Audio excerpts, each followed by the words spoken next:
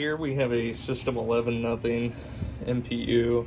So just going over what we did, we replaced 1, 2, 3, 4, 5, 6, 7, 8 capacitors in total. Replaced the power input header and also the display header as well.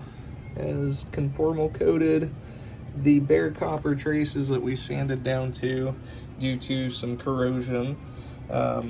Resocketed both CPUs, socketed the ROM chips for both sound and game, added NVRAM, and then also socketed the sound RAM. Sorry, I believe that covers everything here on the MPU. And then the soundboard here, we replaced a 100 UF capacitor as well as a 10 UF. Resocketed the ROM and also the CPU, and replaced the 0.156 headers here that are located on the soundboard here. So go ahead and get this thing powered up. You can hear the startup sound. Goes into high score to date and lamp matrix dancing, and the only coil that's on is the coin lockout. And we'll go ahead and get this thing into test. So first test being music. Pretty unique sounds there. And then into display test.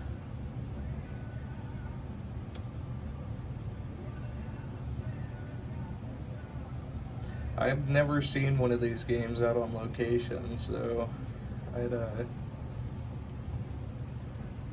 I'll have to look up a video after this.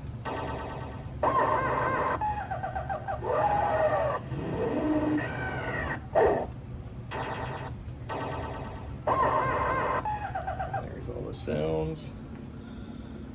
And we've got the lamp matrix. And then individual lamps.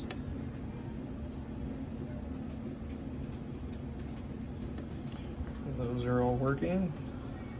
And into the solenoids.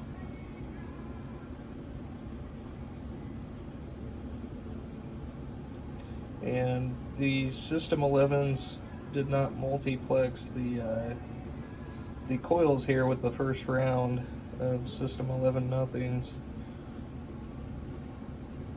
So we just have the standard 16, and then the switch controlled and computer controlled special solenoids. And then we're going to go into switches, and we're going to test diagonally through the switch matrix.